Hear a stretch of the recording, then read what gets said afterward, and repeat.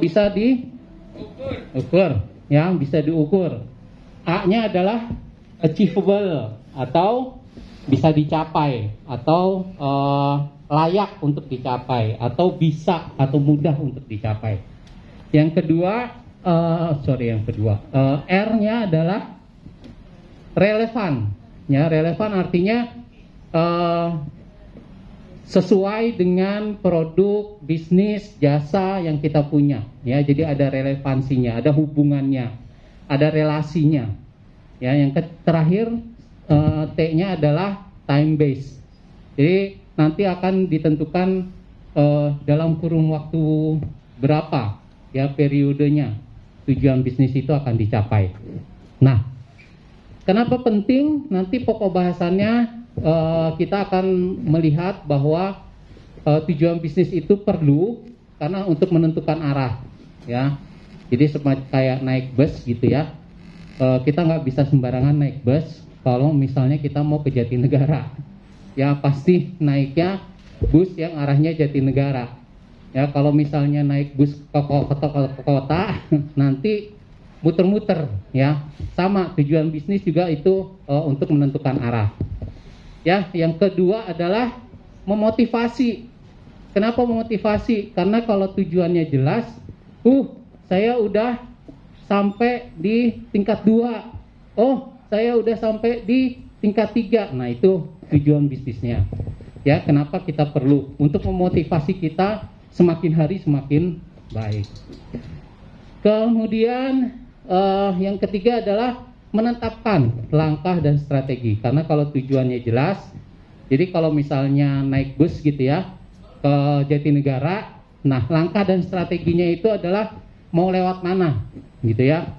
Misalnya dari Kampung Rambutan ke Jatinegara, berarti saya mesti lewat Kramat Jati misalnya, lewat Cawang, Dewi Sartika gitu ya. Nah, itu langkah dan strateginya. Jadi kenapa kita perlu menetapkan langkah dan strategi. Oke. Yang keempat, mengukur, memantau tingkat keberhasilan. Mengukur dan memantau tingkat keberhasilan. Ya, jadi selain memotivasi juga mengukur udah sampai mana gitu ya. Itu tujuan menetapkan bisnis. Nah, lembar kerjanya nanti kita akan bikin semacam tabel supaya teman-teman dari UMKM bisa menentukan, memahami apa itu spesifik gitu ya, apa itu measurable gitu ya. Misalnya contohnya di sini produknya air sehat atau air isi ulang gitu ya. Nah, iya, itu contohnya punya. Jadi nanti tujuannya mungkin saya akan menuju air galon yang super sehat atau menghasilkan air galon yang heksagonal gitu ya. Jadi spesifik kenapa khusus untuk produknya kita ya. Measurable, ukurannya dari produksi berapa galon sehari jadi berapa galon sehari. Nah, itu misalnya ya. Jadi ukurannya jelas, ada angkanya ya. Achievable, kira-kira mungkin nggak dicapai dari 20 galon ke 60 galon per hari misal gitu ya. Apakah mesinnya cukup? Apakah orangnya ada? Apakah airnya yang untuk produksi galonnya ada atau enggak gitu ya. Jadi achievable atau enggak kita akan lihat dari tabel. Nanti dari teman-teman UMKM akan mengisi apa itu kemungkinan achievable-nya ya. Kemudian relevansinya adalah situasi dan kondisi dari produk yang akan kita jual ya. Dan yang ketiga adalah yang terakhir adalah time base, yaitu periodenya, misalnya 1 tahun, 6 bulan, 5 tahun ke depan, 10 tahun ke depan gitu ya. Sehingga ada periode waktunya supaya kita bisa lihat target achievement kita. Kemudian selanjutnya topik kedua ya. Nah, setelah tahu tujuan bisnisnya kemana, tentunya harus perencanakan gitu ya. Kalau misalnya pengen nasi goreng gitu ya, pasti perlu cari apanya? Kalau mau bikin nasi goreng, iya, bahan-bahannya ya. Perlu cari bahan-bahannya, perlu cari bahan bakunya.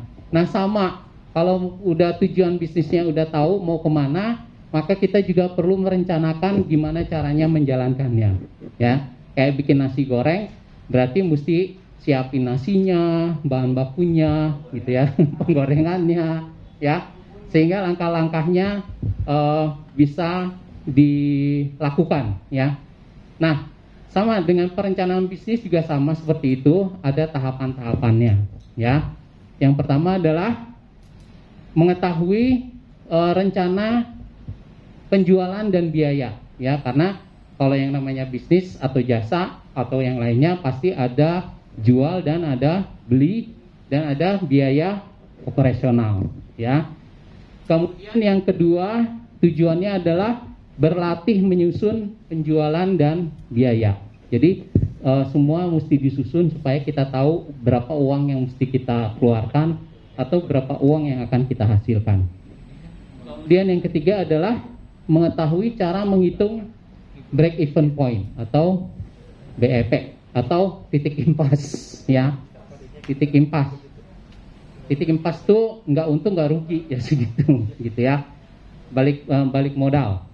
Oke, pokok bahasannya nanti akan yaitu 3 poin. Yang pertama menentukan harga produk, ya, karena penentuan harga produk itu penting untuk menentukan kita dapat berapa. Kemudian menentukan target penjualan. Kalau produknya ada, berarti target penjualannya supaya untung kita mesti jual berapa, ya. Kemudian yang ketiga adalah menentukan prediksi biaya. Oke. Ada pertanyaan? Oh, nggak ada ya? Emang nggak ada pertanyaan ya? Oke. Nah, lembar kerjanya adalah nanti kita bikin semacam tabel perkiraan laba rugi, ya. Nah, di sini contohnya adalah usaha galon dari Ibu Lina, ya. Misal harga produk adalah 7.000, ya, 1 air galon. Oke. Kemudian target penjualannya adalah 60 galon dalam 1 hari, ya, 60 galon dalam 1 hari. Sehingga dalam 1 hari dihasilkan 60 kali 7.000, yaitu 420, ya. Nah, biaya bahan langsung itu adalah biaya yang terkait dengan produksi, ya. Jadi kalau produksinya per galon, maka biaya langsung ini juga akan ngikutin sesuai dengan jumlah nilai produksinya. Oke. Jadi biaya bahannya 5.000. Ini adalah air dan segala macamnya gitu ya. Ada penyaring dan segala macamnya. Kemudian biaya tenaga kerjanya 1.000 1 galon. Sehingga total ada 5.000 kali 60 ada 300.000, 1.000 kali 60 ada 60.000, sehingga total 360.000. Sehingga laba kotornya adalah dari 420 dikurang 360.000, sehingga kita dapat untung 60.000 1 hari, ya, 60.000. Nah, biaya tidak langsung adalah biaya yang tidak terduga yang tidak terkait dengan produksi, ya. Jadi naik atau turunnya produksi biaya ini kadang-kadang muncul gitu ya, atau setiap bulan setiap hari muncul, ya, tidak terkait dengan produksi. Itu biaya tidak langsung. Nah, itu hari rata-rata bisa keluarin 5.000, ya, untuk biaya tidak langsung. Sehingga laba bersihnya adalah 60.000 kurang 5.000, jadinya sisanya tinggal 55.000. Ya, itu literasi mengenai keuangan. Kemudian yang ketiga adalah kalau tadi hasilnya udah ketahuan gitu ya, 50.000 sehari, 55.000 sehari, maka kita mesti nentuin alur kasnya supaya uang 55.000 itu pasti di kantong, ya, supaya nggak bocor ke sana ke sini. Oke. Nah, membuat rencana arus kas itu adalah yang pertama mengetahui rencana arus kas itu apa, kemudian mengetahui manfaat atau komponen dari arus kas, ya. Nah, pokok bahasannya nanti itu berupa apa itu pengertian arus kas, kemudian yang kedua memprediksi kira-kira pos-posnya apa aja pengeluarannya atau komponen-komponen biayanya arus kas itu apa aja, dan yang ketiga memberi informasi, ya, memberi informasi kondisi keuangan kita itu seperti apa, ya, dari melihat arus kas ini.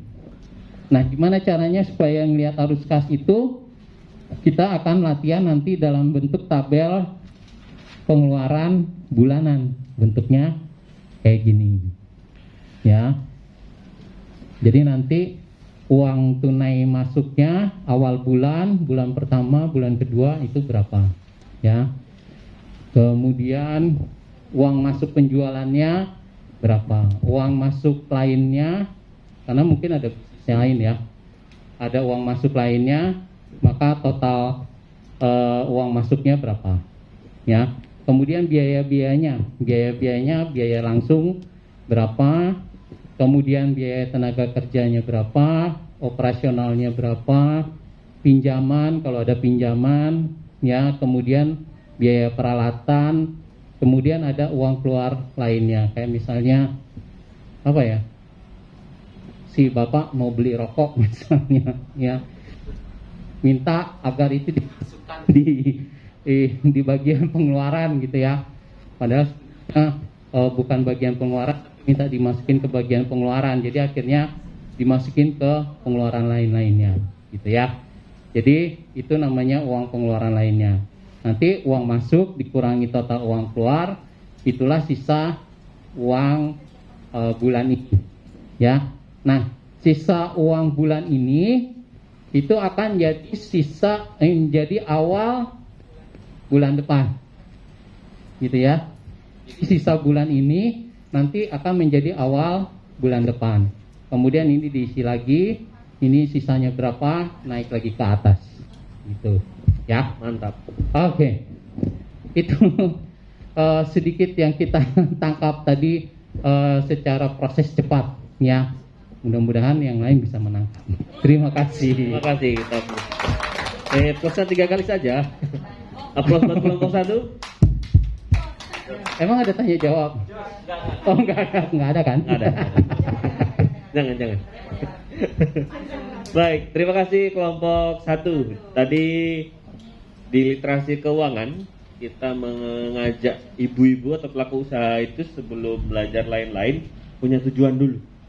Karena kalau tidak ada tujuan, literasi keuangan akan sulit untuk kita edukasi. Mereka biasanya akan jawab, selama ini usaha saya baik-baik saja. Nggak diatur pun juga masih jalan sampai sekarang. Dan biasanya juga sudah dibagi-bagi ala mereka.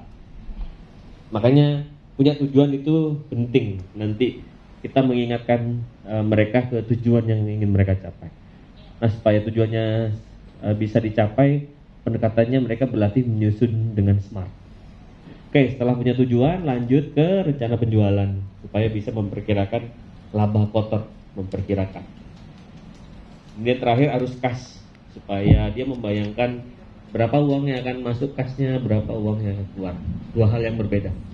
Oke, kita lanjut ke kelompok kedua. Bahaya ini, siang ini banyak kunang-kunang berterbangan ya.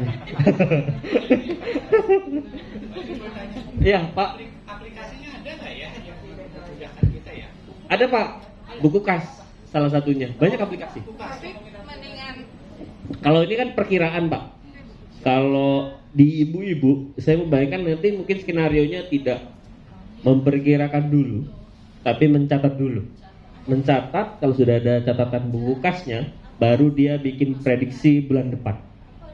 Kalau ibu-ibu masih mencatat aja belum, kita ajarin bikin rencana, mumet dia nanti ngawang. Ini makanan apa ini? Tapi kalau sudah mencatat 1 bulan, nanti minimal dari catatan yang sudah ada, dia bisa perkirakan kas untuk ke tahun di bulan depan seperti apa. Dibalik, Pak.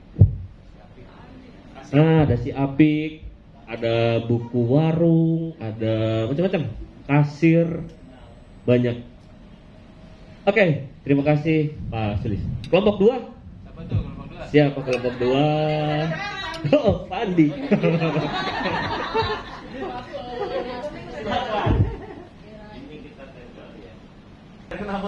Ya. Oke, assalamualaikum warahmatullahi wabarakatuh. Semangat pagi semua. Jos. Oke, lanjut tadi tentang literasi keuangan. Kita mengambil yang materi tentang mengelola keuangan. Nah, pokok bahasanya di sini tampilkan tentang memisahkan keuangan bisnis dan keuangan pribadi. Artinya gini, kalau Bapak Ibu mungkin UKM ya, tadi sudah disampaikan, biasanya kalau keluarga anak mau minta jajan, itu biasanya diambil, kalau yang punya usaha langsung ambil aja gitu kan, minta uang, mah minta uang gitu ya, papa minta pulsa gitu. Nah, sekalian. Nah, artinya pendataan itu tidak pernah dilakukan. Nah, artinya di sini coba kita sama-sama memisahkan antara keuangan bisnis dan keuangan pribadi. Itu satu ya, pokok bahasan. Yang kedua, pencatatan keuangan berbasis buku kas. Seperti itu. Nah, jadi dengan menggunakan buku kas kita bisa lihat bagaimana pemasukan, pengeluaran. Seperti itu ya. Selanjut tentang buku pencatatan piutang sederhana. Nanti kita akan jelaskan. Tujuan belajar itu menyadari pentingnya memisahkan keuangan bisnis dan keuangan pribadi. Yang kedua, mencatat transaksi keuangan dengan buku kas, sudah pasti ya, dan mengetahui buku pencatatan piutang. Ya, dalam berbisnis kita harus memisahkan keuangan pribadi dengan keuangan bisnis, karena akan sulit berkembang jika kas bisnis akan selalu berkurang. Gimana caranya? Nah, itu rekening harus terpisah. Jadi Bapak Ibu ada rekening untuk pribadi dan rekening untuk bisnis. Ya boleh juga sih kalau ada rekening yang lain gitu ya. Tapi harus terdata ya, artinya dari mana pemasukan, pengeluaran juga. Nah, juga harus tegas dan disiplin. Jadi itu tadi, kalau memang kita udah untuk keuangan pembiayaan bisnis, ya kalau yang ada untuk keuangan pribadi mengambil keuangan bisnis itu namanya utang. Jadi harus dicatat juga gitu. Jadi jangan terlepas daripada tercatatnya itu ya. Dan juga menggaji diri sendiri dalam menjalankan bisnis. Ya, kita selaku pelaku usaha bisnis, selaku pemilik, itu juga harus layak mendapatkan gaji, mendapatkan imbal jasa, atau katakanlah mendapatkan di luar keuntungan ya, tapi kita digaji juga dalam kegiatan itu. Oke, selanjutnya seluruh transaksi dalam berbisnis, baik pemasukan dan pengeluaran, harus dicatat dalam buku kas. Oke, dan juga kita siap juga untuk menghitung laba rugi. Dulu kenalnya rugi laba kan? Nah, sekarang laba rugi. Jadi harus ada laba dulu, ruginya jangan. Oke, kita lanjut. Dalam berbisnis harus ada pencatatan piutang, karena itu sebagai bukti. Dan juga piutang artinya ada orang yang belum membayar atau katakanlah bertransaksi tapi dia bayarnya kemudian, kita buatkan buku catatan piutang, dan itu harus tanda tangan. Jangan sampai nanti lupa gitu. Oh, harus bayar ibu beli dari kami produk apa, harus membayarnya. Nah, itu kita sudah catat. Oke, lanjut ya. Nah, sekarang lanjut. Ini adalah salah satu contoh tentang buku kas. Ini ada proses transaksi yang dilakukan. Sebagai contohnya, kita buatkan modal awal. Ada modal awal. Ini contoh Ibu Irma. Ini 1.500.000 dan juga ada uang keluarnya ya sewa tempat, pembelian tepung, terus ada juga pembelian oleh oleh ada pembeli yang membeli produk kita, itu kita harus masukkan yang mana kolom uang masuk. Ini keuangan sederhana ya. Kalau di aplikasi itu banyak sekali tuh bisa lebih akurat lagi. Tapi ini kita bisa akurat dengan cara melakukan transaksi tiap adanya kegiatan transaksi atau jual beli. Ya nanti kurang lebih seperti ini kita buatkan, ada saldonya seperti itu. Nah ini ada hal yang lebih yang tadi saya sampaikan. Kenapa harus dibuatkan buku piutang? Ini buku kas. Dan ini ada buku piutang. Ini karena ada pembelian oleh Ibu Okta 200.000. Dia sanggup membayarnya 200.000, tapi nanti pada tanggal 25 dia harus membayarkan, melunasi pembelian itu, hutang tersebut. Ya, ini ada contohnya buku piutang.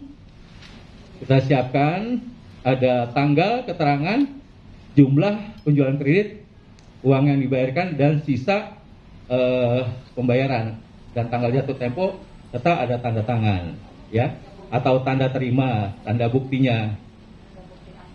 Ya. Oke, nanti kalau secara khusus kita bisa lihat nanti Bapak Ibu bisa lihat di sini, nggak kelihatan ya. Dan yang kelima, kita harus menyusun laba rugi bisnis, yaitu pengertian tentang laba rugi. Apa sih pengertian laba rugi? Laba rugi yaitu salah satu laporan tentang informasi jumlah pendapatan dan pengeluaran bisnis serta laba keuangan pada periode tertentu. Jadi kita harus mencatat juga tentang laporan laba rugi, seperti itu ya. Oke, tujuannya itu mengetahui tentang laba rugi dan manfaatnya menggunakan buku kas sebagai bahan untuk menyusun laporan laba rugi. Begitu. Sudah? Ya, ini sudah ada manfaat komponen. Ya, ini komponen-komponen.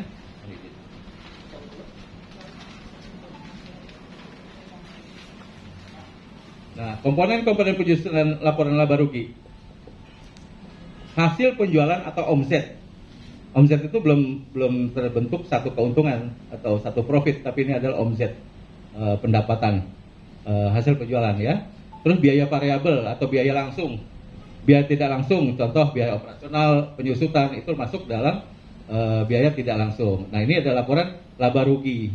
Kita siapkan ada pendapatan, semua kolom tentang pendapatan di sini. Terus nanti biaya, ada kolom biaya langsung, nanti kita taruh di sebelah kanan. Ini di sini ada, ini apa? Kolom di atasnya Bu. Nanti akan, iya ini uraian pendapatan dan uraian masing-masing. Oke.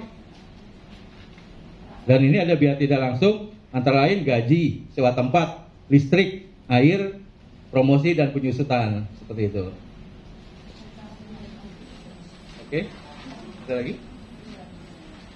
Nah, ini tentang, nah, ini cara menghitung laba rugi, yaitu laba kotor atau gross profit. Tadi dari dua bagian ya. Laba kotor, gross profit, keuntungan yang dihasilkan dari penjualan yang dikurangi biaya langsung atau biaya variabel. Jadi bahan baku antara lain upah, biaya lain, dan yang berkaitan dengan produksi atau operasional. Dan juga ada laba bersih, net profit. Keuntungan bersih yang dihasilkan oleh penjualan dikurangi dengan semua biaya dalam periode tertentu. Nah, ini cara menghitung laba kotor dan laba bersih. Ini ada rumus, ini sebenarnya rumus gitu ya. Itu ada nanti formatnya kita sampaikan. Penjualan ada pendapatan lainnya, nanti total pendapatan, biaya juga, biaya langsung, biaya tidak tenaga kerja, terus total biaya langsung berapa, terus laba kotor, dan juga adanya akan ditemukan nanti laba bersih dari rumus yang ditampilkan. Itu saja mungkin. Kalau ada beberapa yang belum disampaikan, mungkin kita di lain waktu. Terima kasih Bapak Ibu. Assalamualaikum warahmatullahi wabarakatuh. Waalaikumsalam warahmatullahi wabarakatuh. Kurang kompak justnya kita kasih apa sekali lagi. Ya. Jos. Detail ya, Jakarta saya akui dibanding kemarin waktu di Jogja, Makassar lebih rinci membedahnya, sehingga waktunya tadi lebih panjang. Siapa ketuanya sih? Asik. Baik, terima kasih. Tadi bab 4 kalau sudah membuat rencana perkiraan laba rugi, rencana kas masuk kas keluar, maka kemudian edukasi berikutnya adalah memilah. Pada saat bisnis sudah berjalan, dipilah antara mana uang keluarga, mana uang bisnis, sehingga bisa ketahuan perkembangan kas usaha. Kemudian lanjut ke topik kelima. Tadi masih ada diperkenalkan buku kas. Di buku kas yang paling mudah untuk usaha mikro. Nah, bagaimana kalau yang utang? Nah, ada buku piutang. Ini biar tidak ada dusta di antara pelaku bisnis dan tetangganya. Kalau enggak nanti saling klaim. Kemarin saya sudah bayar, ternyata nggak bayar. Begitupun sebaliknya. Untuk karena di pengusaha mikro itu sangat kental dengan peluang-peluang konflik. Jadi bukan bisnisnya yang bersaing, pribadinya nanti yang bersinggungan, bukan bisnisnya. Nah, membuat catatan itu meminimalisir hal yang seperti itu, salah satunya. Kemudian kalau udah memilah, membuat catatan, terakhir catatan itu bisa jadi dasar untuk membuat laporan laba rugi. Nah, itu topik di literasi keuangan. Kita lanjut ke modul 2, literasi digital. Topik 1, topik 3 yang dibawakan sama siapa ya? Kelompok 3. Baik, kelompok 3 silahkan. Iya. Cara Pak Sulis nih layak ditiru dengan mundar mandir karena siang ini godaannya.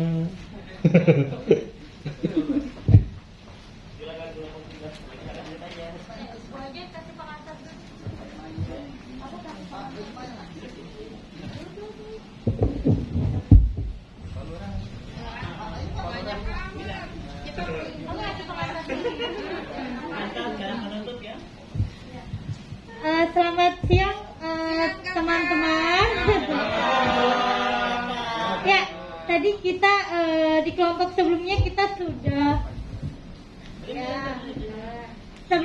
tadi sudah membahas bagaimana metode untuk membangun bisnis. Kemudian dilanjutkan di kelompok kedua kita sudah membahas terkait pembukuan di dalam usaha.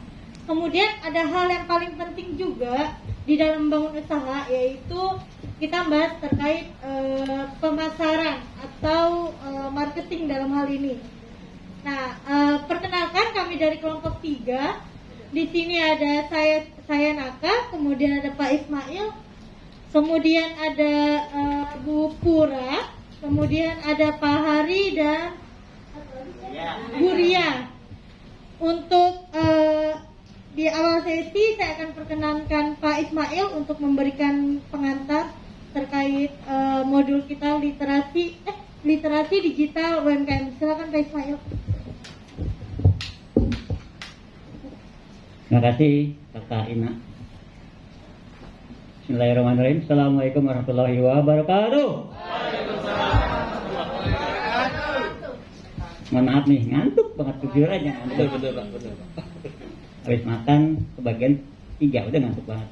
Baik, tadi sudah disampaikan sama rekan saya Ina Tanaka, literasi digital UMKM. Kita sering dengar digital apa itu artinya digital gitu ya. Kalau kita bicara dengan UMKM khususnya emak-emak, dia bingung apa itu digital.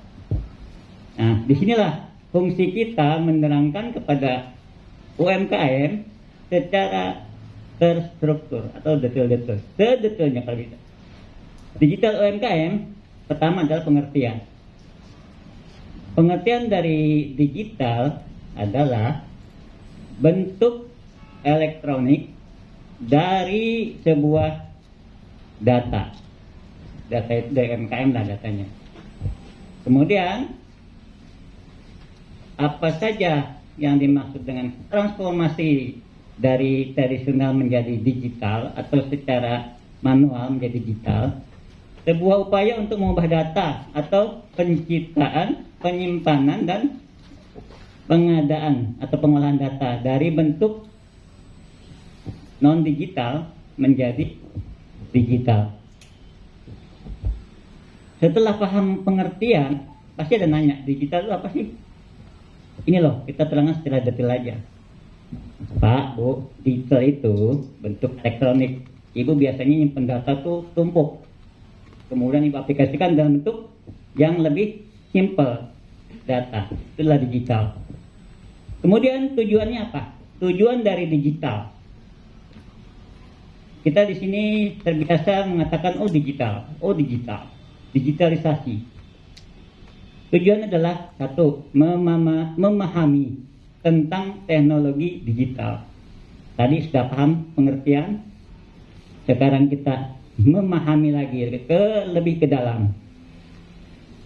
Tujuan berikutnya adalah pentingnya transformasi digital bagi pelaku usaha UMKM.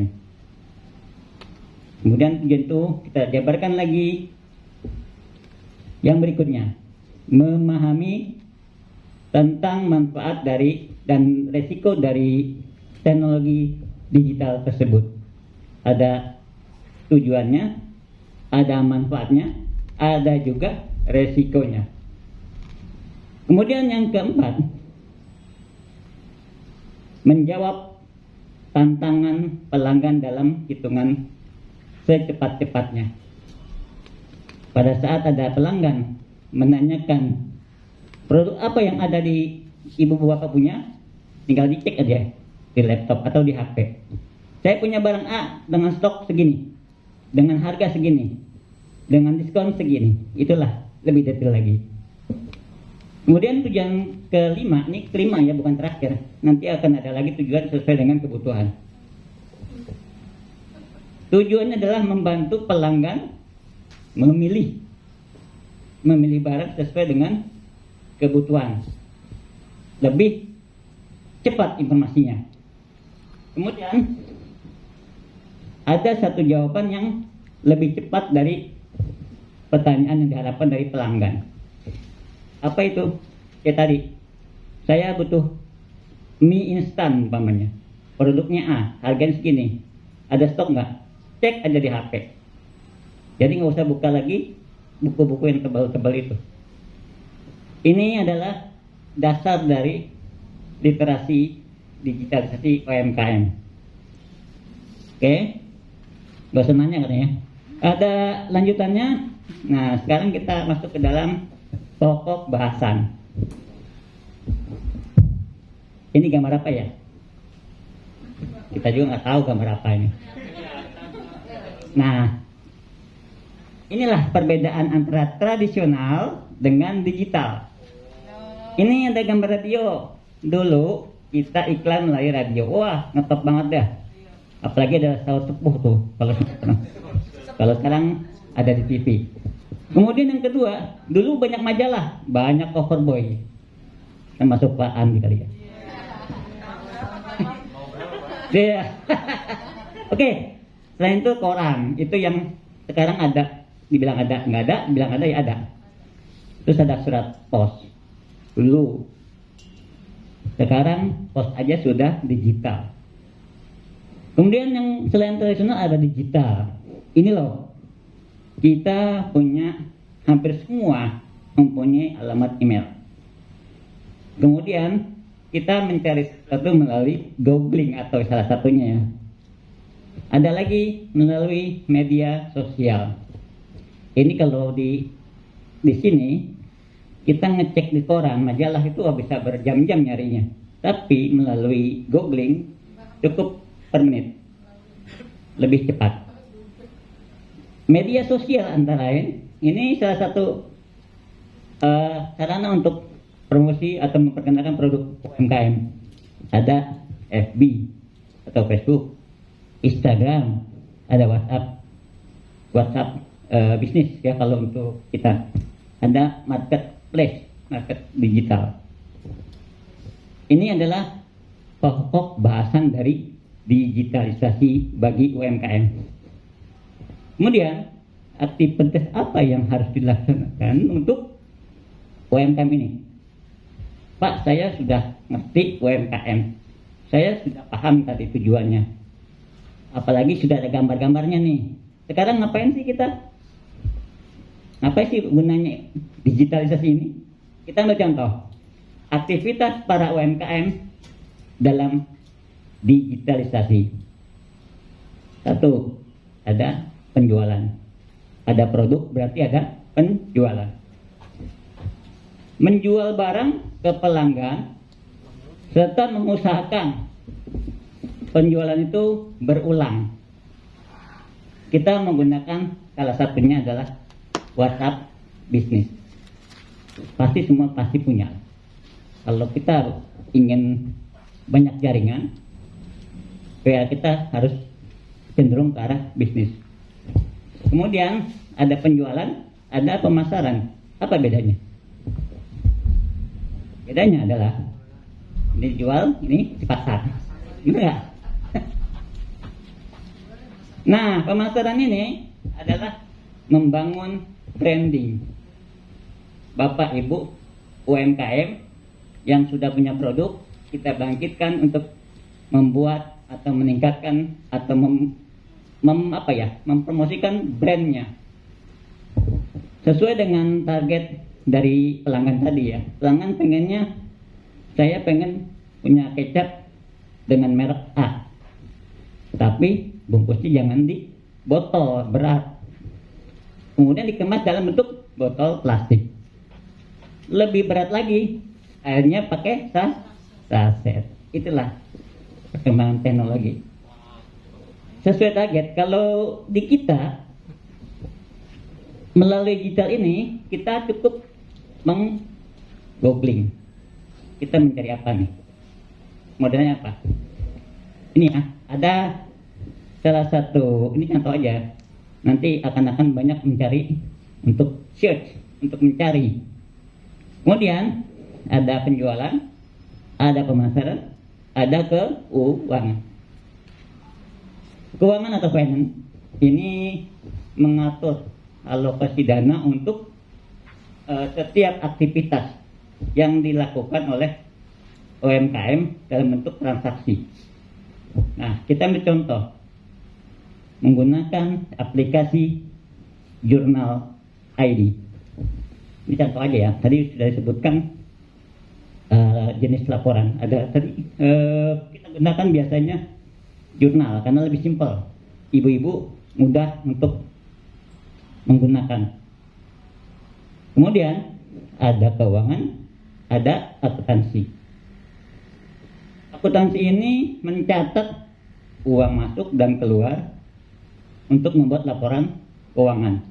Dan aplikasi yang digunakan adalah buku kas OID. Nanti bisa kita cek kemampuan dari aplikasi ini, kelemahannya apa. Kemudian ada customer service. Oh, penting banget tuh. Customer service itu membantu pelanggan untuk menjaga hubungan komunikasi.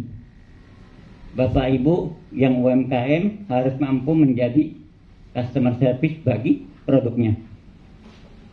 Tujuannya adalah supaya ketika ada komplain atau ada hal yang tidak mengenakan bagi pelanggan kita, bisa disampaikan melalui CS ini. Berarti kita ada japri ini dari pelanggan. Pak, Bu, kok rasanya menunya beda dari kemarin? Beda. Kenapa? Langsung ke sini. Jadi setiap masalah bisa diatasi oleh kita UMKM mempunyai produk sebagai mengatasi masalah dengan pelanggan kita. Oke, setelah customer service ada SDM. SDM itu perlu. SDM itu yang penting adalah kita dulu. Kita sebagai pelaku mendapatkan bentuk bisnis harus bisa merekrut orang lain. Kita nggak boleh egois ya. Kita bikin kuliner, kita yang masak, kita yang nyobain, kita yang jual. Terus tetangga kita nggak dilibatkan, jangan, karena kita membutuhkan orang lain.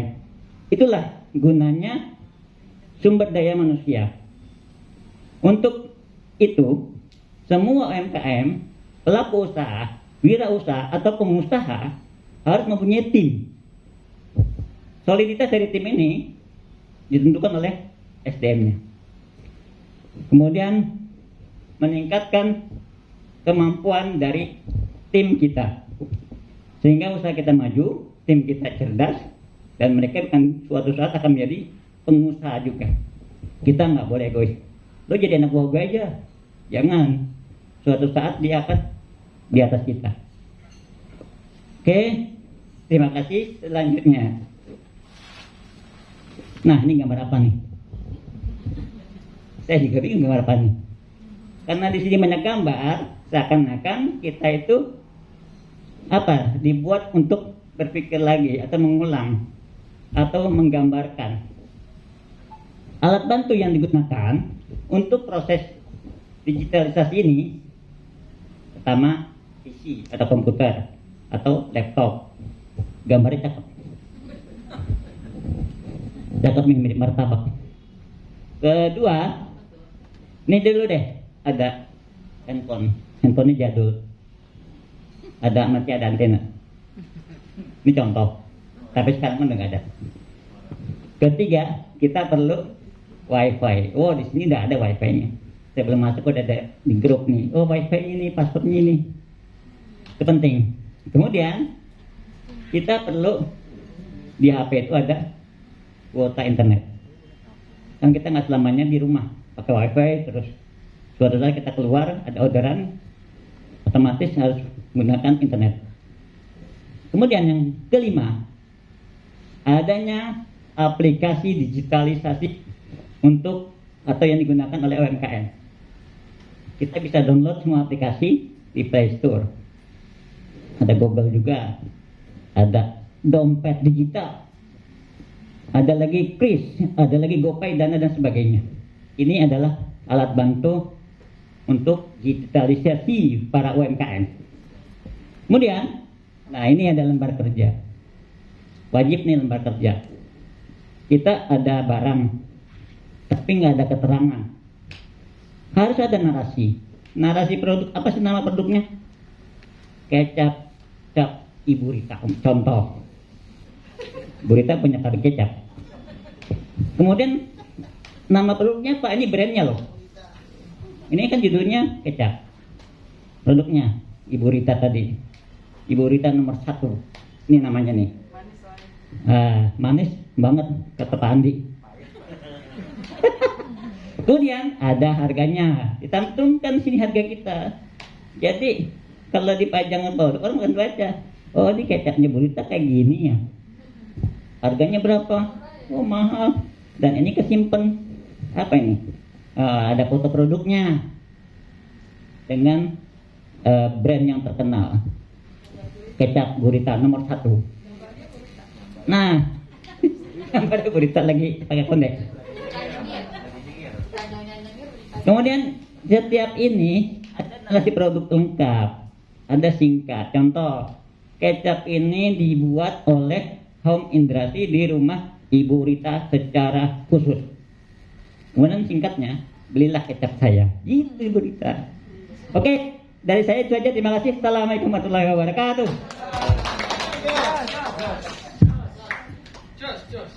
Baik, terima kasih Pak Ismail. Di literasi digital itu secara sederhana di awal diperkenalkan sebenarnya kalau bahasa kita kayak ibu ada manfaat dan ada risiko pasti. Manfaatnya apa kalau kita bertransformasi ke digital usahanya? Kalau ada manfaat pasti ada risiko. Nah, itu topik pertama di literasi digital. Kemudian kedua, membangun identitas. Kalau di offline kita punya toko, online juga ada.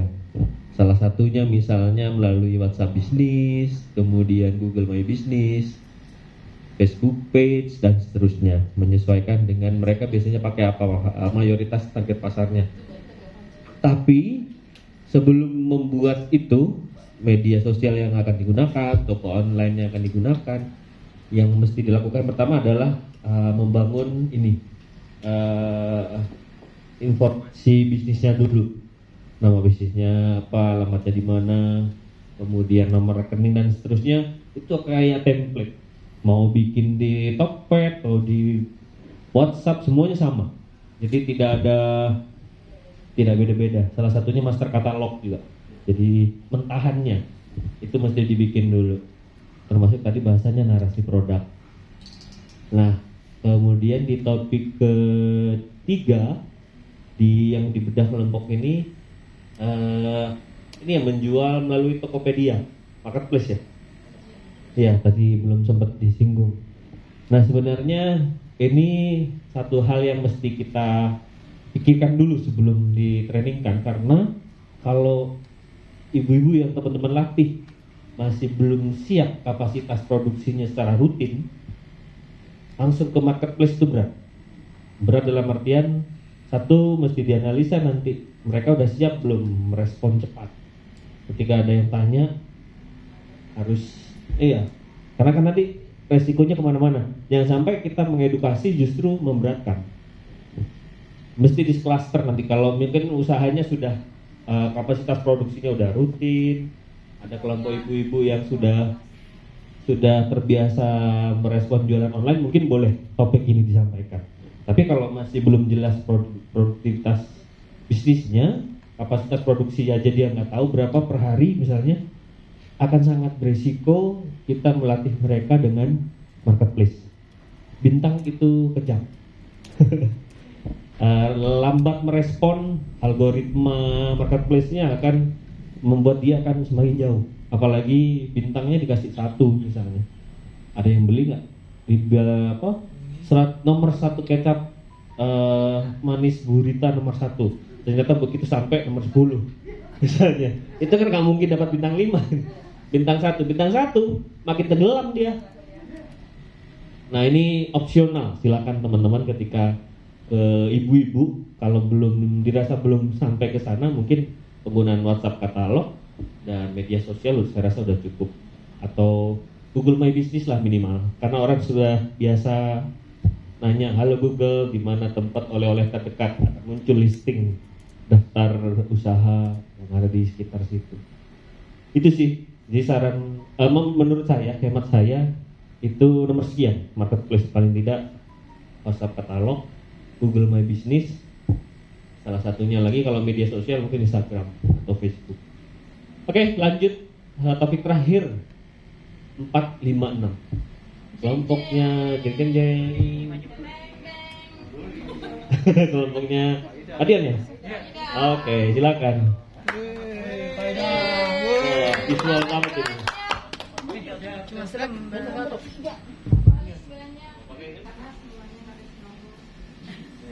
Dengan sabun gurita lagi ya. Oh ya, sabun. B29. Gurita. Itu kan nggak bawa produknya. Oh ya. Makasih Pak Ismail. Ada nih, biati bawa nggak bu? Ini bukan sabun. Tambah dong satu-satu. Tadi gue udah kepikiran, cuma kenapa gue lupa ya? Besok bonus katanya kan. Iya kemarin ya nggak mesen ya. Lupa baru nih nggak bawa. Wah. Bawa yang jeruk aja.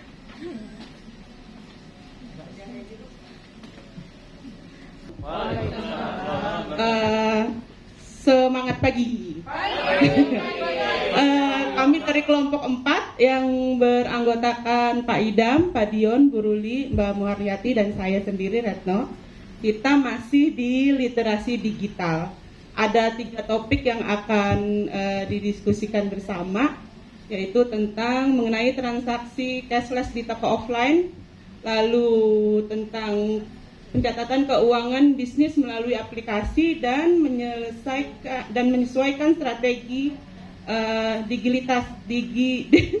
digitalisasi bisnis. Ini semua nanti akan dijelaskan sama teman kami tentang manfaat dan keistimewaannya masing-masing. Baik, untuk menyingkat waktu kita langsung saja ke sesi berikutnya ya. Terima kasih. tentu kita punya tujuan belajar kan. Tujuannya yaitu satu, memahami tentang teknologi digital. Kedua, pentingnya transformasi digital bagi UMKM. Tiga, manfaat dan resiko teknologi digital bagi UMKM. Selanjutnya Pak Idam akan menerangkan nomor 1. Pak Idam malah nomor 3. Oh ya, sorry, Bu Ruli. Bu Yati enak suara kayak penyiar radio. Assalamualaikum warahmatullahi wabarakatuh. Terima kasih teman-teman. Nah, sekarang aku akan menjelaskan apa sih pencatatan mengenal transaksi cashless di toko offline. Tadi sekilas baca modul, tapi kurang lebih yang bisa saya jelaskan adalah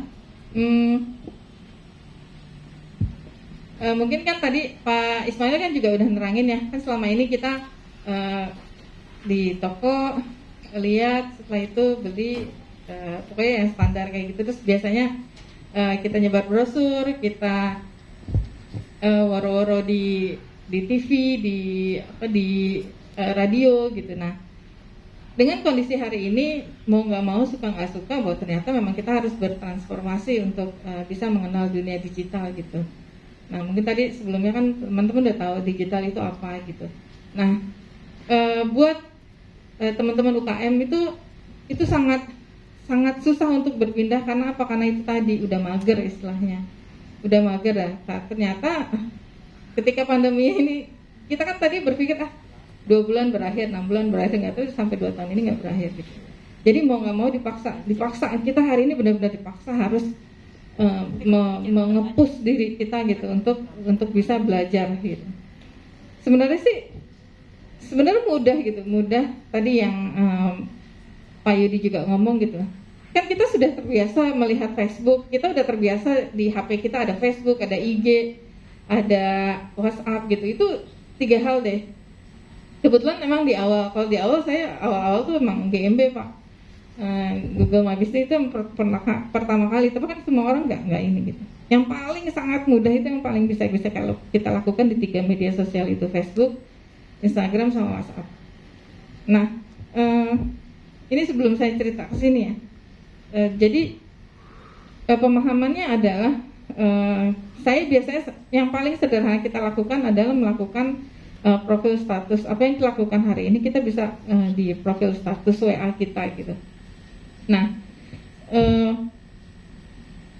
ini juga yang dilakukan di toko. Kebetulan saya juga ada toko offline di rumah. Pertama kali yang saya lakukan adalah itu membuat QRIS. Nanti mungkin Pak Idem akan cerita QRIS itu apa gitu, sebagai alat bantu apa gitu. Dan itu pun juga tidak mudah gitu, dalam artian ya ini kan sebelum orang-orang kesini, sebelum orang-orang ke toko ini, banyak yang harus dilakukan di yang tadi Pak Ismail bilang, cerita tentang branding. Branding itu lebih ke, kalau branding itu ke kita gitu, kita sebagai founder of merek kita apa gitu. Kalau saya sebagai founder of Tanzip misalnya.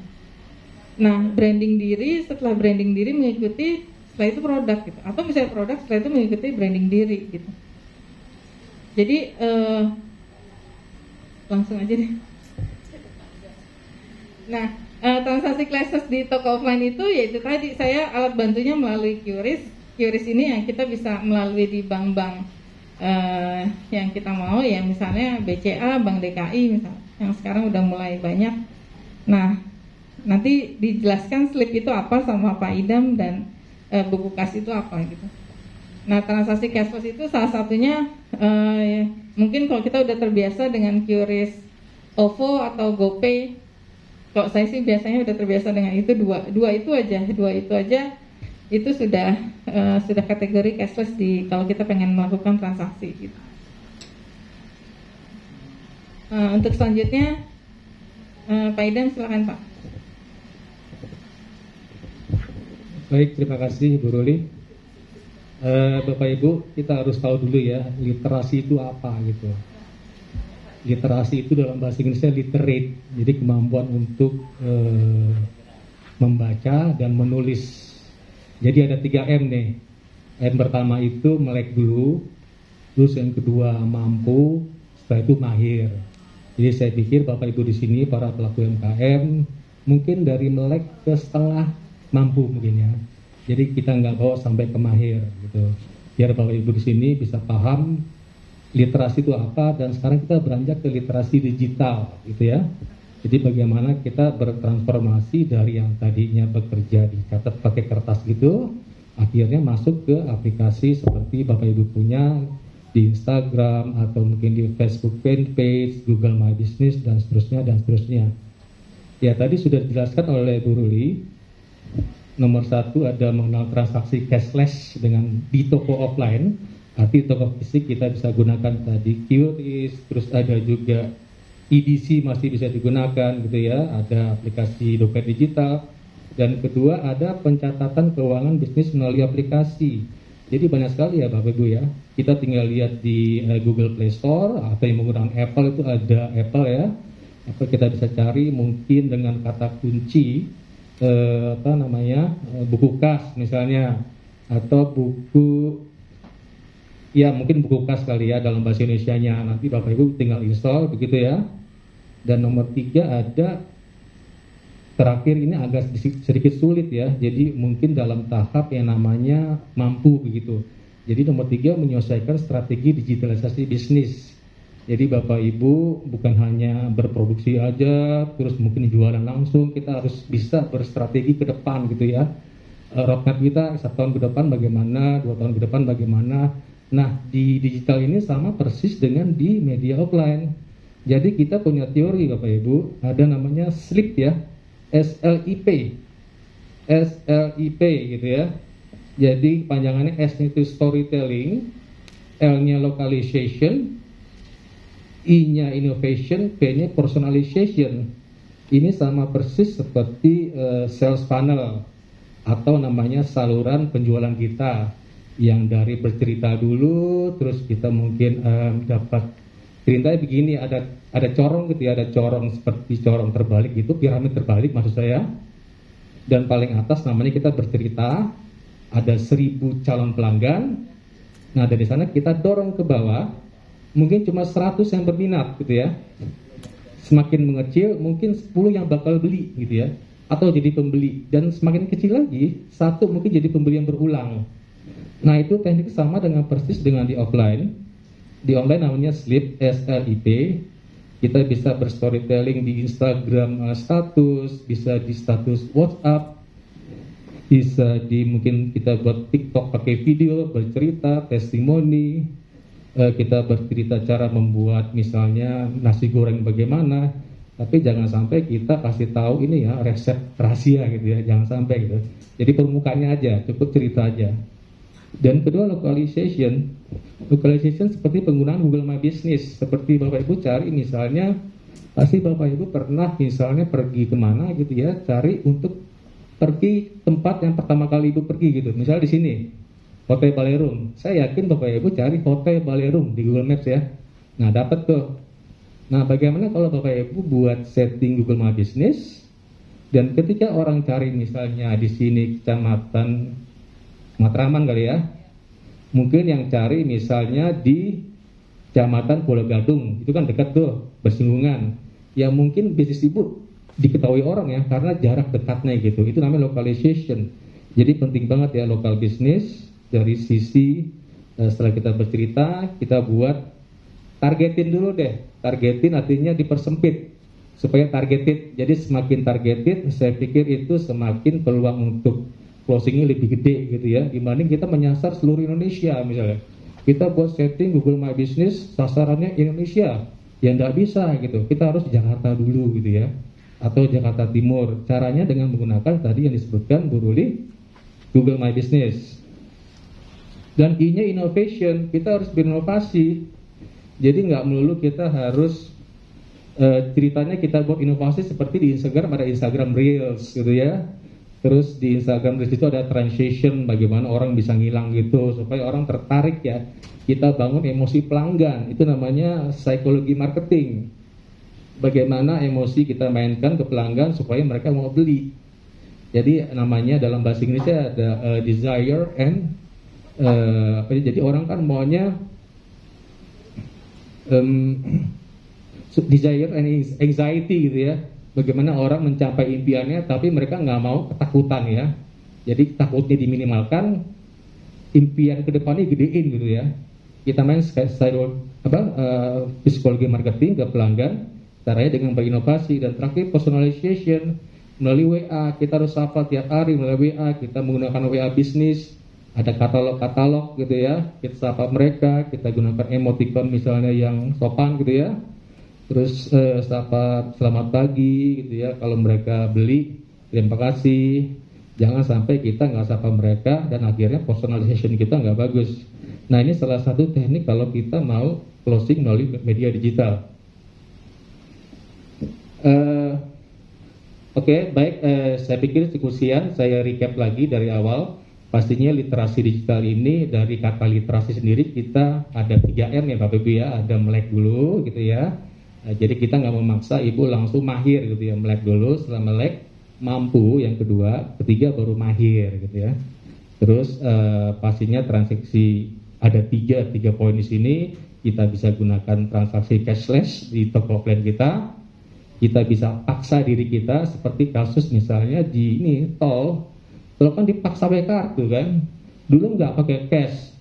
Saya pernah nggak pakai nggak ada duit cash, akhirnya saya mundur gitu ya, atau saya minjem di belakang, ngutang gitu ya.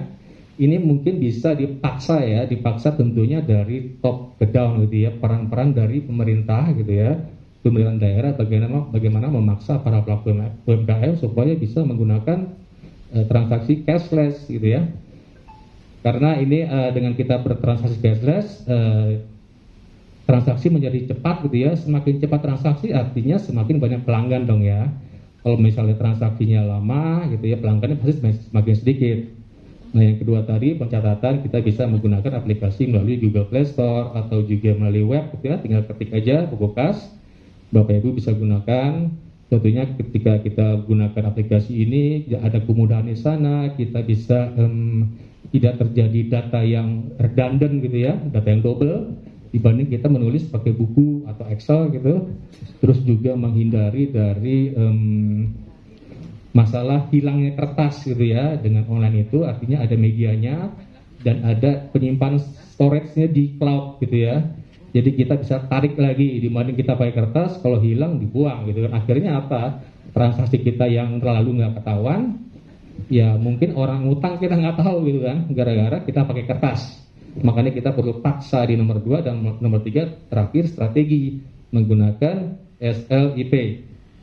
Oke, demikian Bapak Ibu yang dapat kami sampaikan. Assalamualaikum warahmatullahi wabarakatuh. Jos. Terima kasih kelompok 4. Kelompok 4 kebagian 3 topik ya. Mengenal transaksi cashless di toko offline. Ini keluarannya atau tujuannya adalah ibu-ibu bisa punya dompet digital kalau belum punya. Kalau sudah punya, bikin layanan kris supaya opsi pembelian pelanggan pembayarannya bisa ini cashless. Apalagi di Jakarta saya rasa sudah makin banyak pelanggan yang menggunakan layanan kris. Jadi kalau bank, sesama bank gratis, kalau antar bank ada biaya admin. Kalau teman-teman bacanya kiris ya? Kiris, ya apapun lah, kiris. Kalau saya kayak lebih praktis kris. Kalau kris ini satu dompet digital bisa nerima semua jenis pembayaran dompet digital lainnya. Jadi dia cukup misalkan punya OVO atau GoPay, dia sudah bisa nerima Dana, BCA, BNI, QR Code, dan semua bank hampir sudah mulai arahnya ke sana. Sudah mau pakai QR Code semua. Yang terbaru kalau nggak salah BNI. BCA sudah lebih awal, Mandiri sudah ada, BNI sudah ada juga, dan rasanya akan lama-lama bukan HP yang kita khawatirkan kalau tertinggal. Bukan dompet tapi HP. Jadi HP tertinggal, dompet tertinggal mungkin masih aman. HP, fotokopi sudah ada, KTP dan lain-lain sudah ada. Dompet sudah tinggal scan sekarang bayar. Justru lebih mengkhawatirkan kalau HP hilang, karena semua data digital kita ada di sana. Nah itu, kemudian setelah kris, catatan keuangan, pakai salah satunya buku kas. Salah satunya, ini menurut saya aplikasi yang cukup simpel untuk dipakai ibu-ibu. Banyak aplikasi yang lain, ini hanya salah satu. Teman-teman bisa sesuaikan mana yang dirasa cocok buat ibu-ibu. Yang pasti sebelum dikenalkan, mesti dicoba dulu. Kemudian yang terakhir, menyesuaikan strategi. Ini sebenarnya kayak summary topiknya. Di literasi digital pembahasannya kan ada GMB, Google My Business, kemudian narasi produknya sudah ada belum, katalognya, membuat media sosial, Instagram MB, WhatsApp Business sudah punya belum, lapak online, dompet digital, layanan kris, aplikasi keuangan dulu. Jadi lebih ke cek aja, sudah apa belum. Kalau belum, apakah memungkinkan itu dilakukan? Kalau enggak pun ternyata enggak memungkinkan karena nature bisnisnya enggak memungkinkan untuk didigitalkan, enggak apa-apa. Kalau sudah, berikutnya apa? Jadi menyesuaikan strategi itu lebih ke cek sih mana yang perlu dilakukan berikutnya supaya bisnisnya pada akhirnya produktivitas ujungnya. Satu, produktivitas, kedua ini memudahkan. Teknologi itu harus memudahkan, bukan menyulitkan. Kalau ternyata didigitalkan membuat dia lebih sulit, ya jangan. Teknologi itu sifatnya membantu. Jadi dibuat simple, karena sekali lagi ini baru sifatnya literasi. Literasi itu baru melek, tidak sampai mahir. Jadi yang dibahas pun yang simple-simple yang sekiranya nanti bisa kepakai oleh ibu-ibu. Oke, itu teman-teman dari modul literasi keuangan dan literasi digital. Sekarang jam 14.46. Kita istirahat dulu setengah jam. Asar saya kira setengah 3. Ternyata saya cek ulang tadi 14.54 kalau nggak salah. Kalau di sebelumnya jadwal sore istirahat itu setengah 3 sampai jam 3. Kalau di sini setengah 3 diistirahatkan, jam 3 baru adzan. Nah, berarti sekarang masih keburu. Setengah jam dari sekarang berarti sampai 15. Kita break setengah jam, baru lanjut lagi 15 untuk mencoba rencana penjualan biaya dan arus kas. Baik teman-teman, terima kasih sudah mencoba membedah. Dan semoga itu membuat teman-teman pelan-pelan familiar dengan konten literasi digital dan keuangan. Setengah jam, istirahat dulu. 15 kita lanjutkan ya teman-teman. Biar tidak berkunang-kunang.